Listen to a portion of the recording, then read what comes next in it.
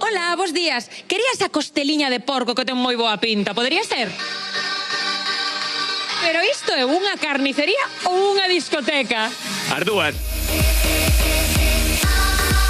A ver, Lois, vaya festón que montaches aquí polo 6º aniversario da túa carnicería. Discoteca por un día. Habría que facer algo diferente.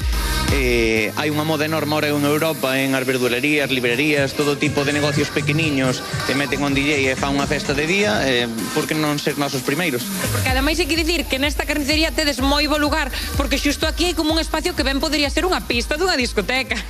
Onte foi unha pista dunha discoteca. Ao final, cando planteas un negocio, eu penso que tens que pensar máis que nos cuartos, pensar en disfrutar, que sea un hobby, que te divirta, creo que estamos conseguindo. A ver, entón, contanos o produto que tes. Especialistas expertos en hamburguesas gourmet, non? Hai unha hamburguesa moi característica, por exemplo, que é zorza con queijo San Simón, que non repite. Hai chimichurri con criollo. Temos esta hawaiana con piña e chilis. Son de descendencia de carniceiros. Meus pais son carniceiros, meus abuelos son carniceiros, meus tíos son carniceiros, meu irmão tamén era carniceiro. E miña nai sempre dicía unha cousa: se vas facer algo, faino con cariño. Montar algo novedoso, a carnicería é diferente, os uniformes son diferentes, todo é diferente, pero collendo aquilo de atrás que tanto gusta, o carniceiro que te atende, que che dá o que tú queres, a amabilidade, saber o teu nombre. E mira, Lois, eu quero saber se aquí en Carnicería de Pueblo ides organizar máis encontros así, máis que nada para apuntalo e vir, non? Pois creo que a xente quere máis, porque sí, sobre todo os pais que viñeron con nenos dixéronos que podíamoslo facer máis veces. Nada está descartado. A ver, Lois, con que música ou con que chunda vas cortar o polo? Habrá que poñer algo moderno, ¿é verdade?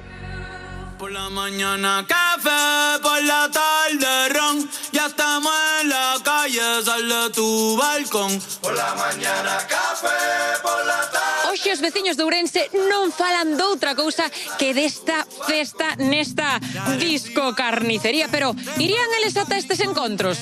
Había una movida, Sí. Algo he visto por redes, pero lo vi con la mesa de mezclas ahí, increíble. Cando vas bailar e pides uns filetes de ternera ou algo así, ¿no? A min pareceme moi ben, é moi distinto. Era un poco exagerada la música, exagerada. Pero bueno, se lo estaban pasando muy bien, ¿eh? Me imagino que fue una fiesta Bueno, al estilo Lois. Animaríades vos a ir a un destes encontros, non, de discoteca na carnicería ou que? Sí.